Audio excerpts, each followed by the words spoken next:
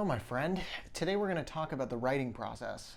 Today I spent about how many hours? 5 or 6 hours writing without any distractions, without wanting to go on my phone, without wanting to do something else, just totally immersed in the page. I got 12 pages handwritten, and that was a pretty good day for me. I write and perform short stories on the internet.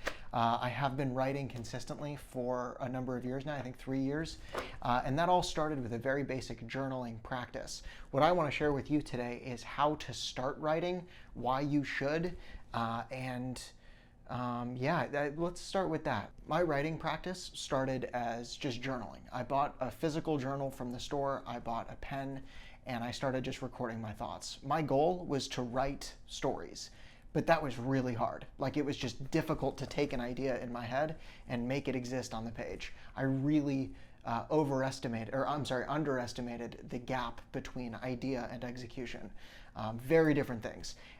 And so the only thing I was capable of writing in the beginning was just my thoughts, what was going on in my world, my feelings, what happened to me that day, what I was thinking about, what my goals were for the next day. I just started writing it down. It wasn't anything fancy. It wasn't anything that I thought I would publish anywhere. I just got used to the feeling of putting pen to paper, the actual sensation of writing. And over time, just by continuing to do that, having a little ritual of journaling in the morning and sometimes at night, I fell in love with it. I started to crave it.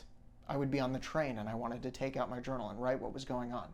Nothing crazy, just like what sounds was I hearing on the train? What did I see around me?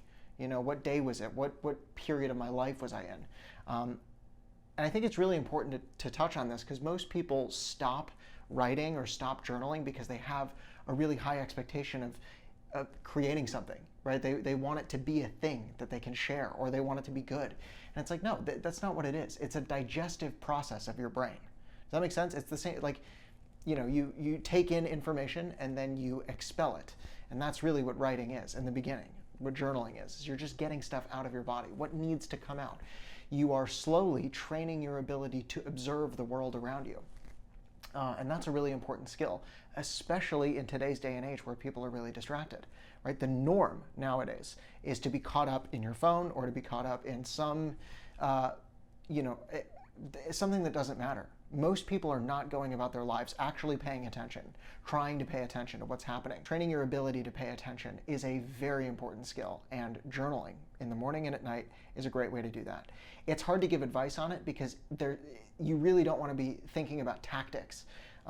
You really just want to get the feeling in your body. So I wake up in the morning, I go to the gym, I come back, and I sit down and I fill pages for the first half of the day. It's not perfect right away, but then I kind of settle into it and I just stay patient with myself.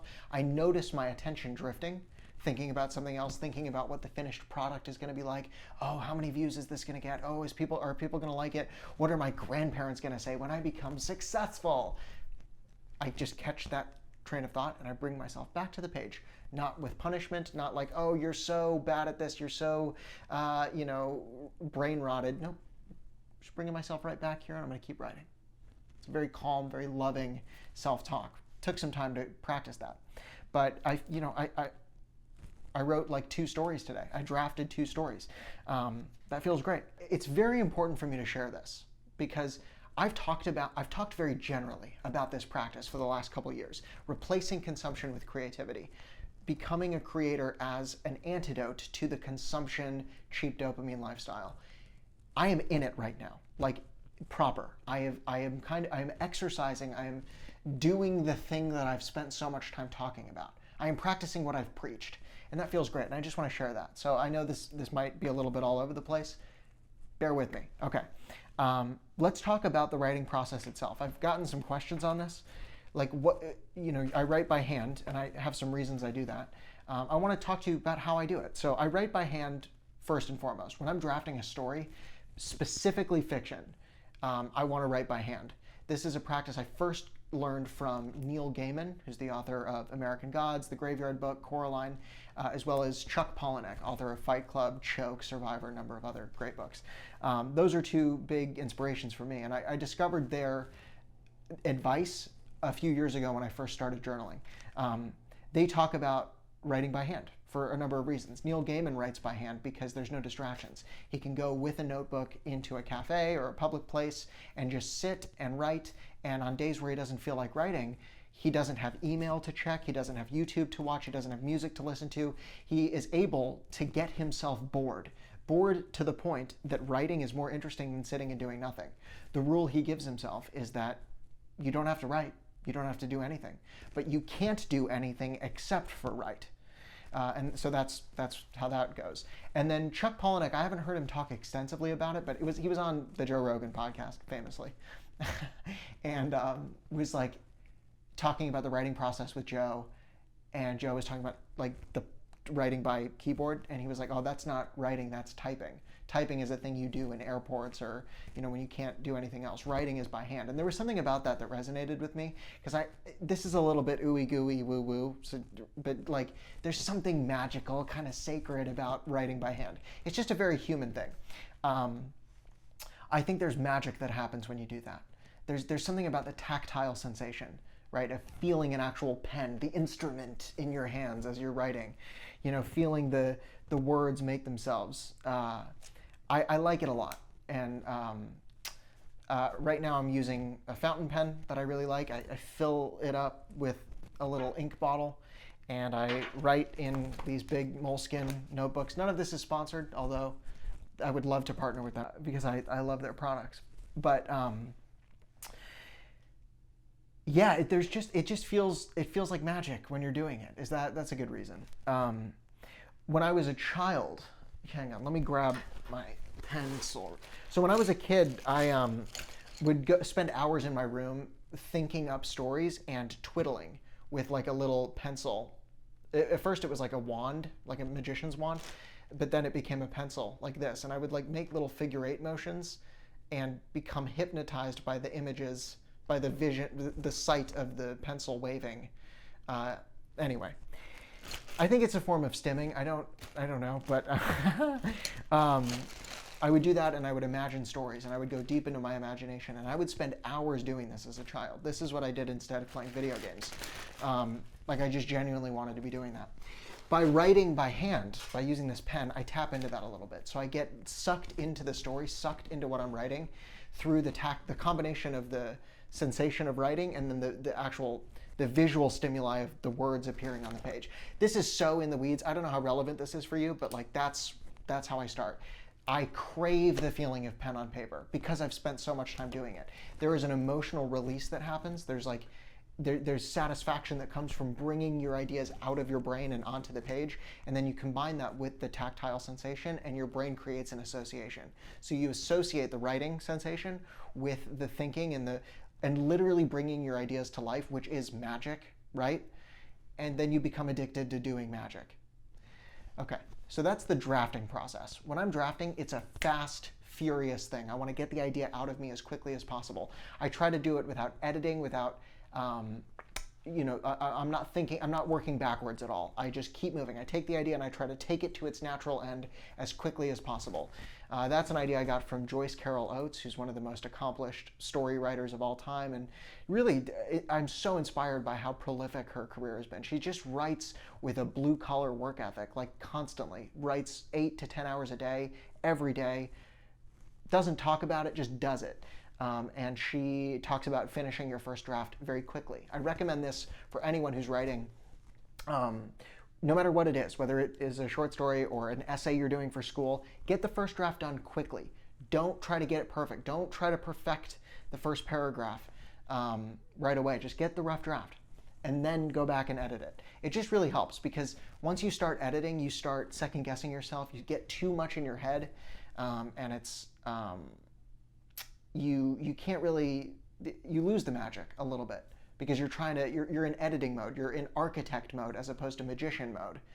I'm hoping this makes sense to you. Ray Bradbury, author of, what did he write? A bunch of things. He wrote Fahrenheit 451, good Lord, and a number of other things that I'm blanking on right now, number of short stories. Part of his advice is don't think, right? When you're drafting, when you're writing the first draft, don't think. Sit down and feel. That's what writing is it's honest feeling. Now, this obviously is different if you're a technical writer. If you're writing a technical document with a series of steps, you're not going to feel your way through that. But for a personal essay or something that requires your perspective, your humanity, which is super important to write, we need that in the age of AI, you got to just feel it out first, and then you can make it make sense later. That's the drafting process. I feel, and then I take that draft and I transcribe it into my computer without thinking. So I'm still not editing yet. I literally just write word for word everything that I wrote. This is between 7 and 10 pages of drafted material, so I get some good typing practice. I'm not thinking at all. I'm thinking about other stuff as I'm doing this. Or sometimes, actually no, that's not true. As I'm typing it out into my computer, that's the first time that I read back through what I just wrote. So I'm slowing down now. I'm like reading the sentences and noticing what's going to have to change and what my feeling is on the second pass through it. And I don't change anything yet, really, except for like a period here, maybe a word change here and there. But the bulk of it, I'm just typing it out, getting the material loaded in. So I've like mined the raw material, the raw ore, and now I'm gonna carry it over into the facility. This is a metaphor. And then I'm gonna refine it, and that's the editing process, the refining process. And that's where I am editing. And this part is currently, I want to say least favorite. It's just, it's not, it's harder. It's probably the hardest part, is taking this raw material that I've felt and intuited out of my subconscious and working it, reworking it, performing surgery on it, moving this piece over here, expanding this part, shortening this, trying to read, and you just read it over and over and over again from the perspective of a reader, trying to hold the reader's hand as you go through the draft. Making it fun, making it not boring, making it exciting, taking people on a journey. There's so much of that. Like it just is. It's a pretty tedious process, and it requires a great deal of focus. If the drafting process is like fast and kind of in the moment and breathless almost, the drafting is like it's more like, I don't even know what to compare it to. I don't do many other things. It's just tedious, It's like coding, probably. You like have to just get it right. And there's still some feeling in that. There's still rewriting, and sometimes you're expanding sections out, and you really see what the story wants to be. This is an idea from George Saunders, who's been a phenomenal inspiration for me. One of the great short story writers of our time, is that you can't really control what a story is. You might have an idea for what it needs to be, what you want it to be in the beginning, but you have to accept that it might be something completely different, right? The story that you're bringing out of your subconscious mind might have a life of its own. It might be something completely different, and it's your job as the writer to get out of the way and let it become what it needs to be. You have to kind of hold its hand as it grows up and becomes this living, breathing thing that might be very different. So you might have an idea of how you want it to end, or what a certain way you want it to go, or a specific moment you're building to, and it might not. It might feel forced to do that. And when you notice that you're trying to force it into a box that doesn't work for it, you have to take a step back and ask yourself what the story wants to be. You'll notice when you're trying to force a story or an essay or something to be something it's not, it's no longer fun. You feel all of this pressure and you don't feel any magic. And I think this is a really important point, is when you feel yourself distanced from the magic that you felt when you were drafting, it's this very childlike excitement of getting this idea out of you. When you start losing that, you need to pause, because if you're losing it, the audience is going to lose it. Your reader is going to lose it, for sure. So pause. Look at the story again. What does it want to be? So I do that in the editing process as well. The editing process lasts from anywhere from like a day to a few days. I typically work very fast, and that's because I know that I just want to get stories out quickly. I don't think that a long editing timeline will make them that much better at the skill level I'm at right now. I think I will learn a lot more by producing a lot of stories very quickly and improving with each one.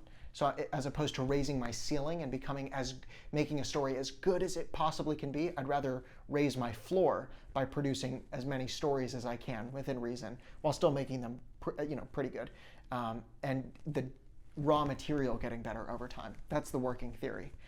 So I edit pretty quickly. And then also there's a comfort in that, which is that even though the deadlines can be pretty stressful, wanting to put a story out over the course of 3 days or a week, it's stressful because the deadline is looming, but it's nice because you know that once the deadline's over, it's done. You can move on. So sometimes you're chasing the excitement of a story being something really special, and sometimes you're just chasing the relief of it being over. And that's fine because your feelings are they're a shifting thing. In the moment, sometimes you're like, I don't like this. I think this is really bad. But if you just stick with it and just kind of get the story over the hump, get it done, get it finished, get it out to the world so that you can move on to the next one, you find that it actually turns out really well, or people really like it. I've had that experience a number of times over the last 20-something stories I've written and performed and published. Sometimes the work you think is horrible performs really well, which is interesting, or people resonate with it. So you never really know. That's why where I'm at in the process now, I'm just trying to finish as much as I can and get it out. And that's my process right now. I thought I would share that in case it's helpful. If you have any other questions about my current process specifically, let me know. I think the last point for today's little video journal is just talking about the concept of the creative athlete, which I talk about all the time now. No, I don't. I've talked about it a few times. And we're going to talk about it today. Becoming a creative athlete. This is what we're aiming at. For those of us who are tired of consuming mindlessly, who are tired of being consumers in the age of cheap dopamine and endless content that's only going to get worse, we need an alternative. We need something to give our attention to. And for a long time, I didn't know exactly what that was until, like I've laid out in this video, I found a process. I discovered, painstakingly built over time, a process that works for me. Being a creative athlete is the option. You find a creative practice that fires you up, that you enjoy, that channels your soul, and then you practice it the way an athlete practices their sport. You show up and you train. You understand that there is a great deal of challenge and rigor that goes into this. It's not just playtime all the time. It's like you have to show up and work out. There is a very direct parallel between creative work and physical training, and getting in good shape. Both practices are very important in my life. And I think as a creative athlete, you should have both. So, training, for me, resistance training, calisthenics, bodyweight training, I love that. That's a big part of my life. That's how I feel like healthy and strong. And it plays right into the creative stuff as well. When I sit down to write, that's like my creative workout for the day. And I really give myself to that. And not every workout is perfect. Some days are stronger than others. Some days I break personal records. I would say today was like a PR day in terms of writing. This is all over the place. Good Lord. So everything I've talked about today is part of being a creative athlete. If you're here for the journey, I just am inviting you to join me. This is it. This is what we're aiming at. This is what we're going to give the next 10, 20, 30, 40, 50, 60 years of our life to, is finding a replacement to consumption, to endless consumption and entertainment and external satisfaction, short-term gratification, an alternative that is better than that, which is in my view is creative work, and then sharing that creative work, and then eventually getting to the point that we're doing this in person around a fire or in a room, in a physical space where we can perform and share stories. Like, that's what the humanity is all about. I think that's deep down what we want. We want to share this human experience with each other, and we've become so distanced from that in the last decade or so with this technology that we haven't been psychologically prepared for. So a lot of it isn't our fault, but it is our responsibility, you and me, to figure it out now in the modern age so that our kids have something better to live for, so that we have something better to live for. I can tell you confidently from the front lines, I am getting closer to it every day. I love what I'm doing. I'm grateful for it. I'm grateful to have you here for the journey, and I am cordially, warmly, ecstatically inviting you to join me. I'll see you on the front lines. Have a great day. Mwah.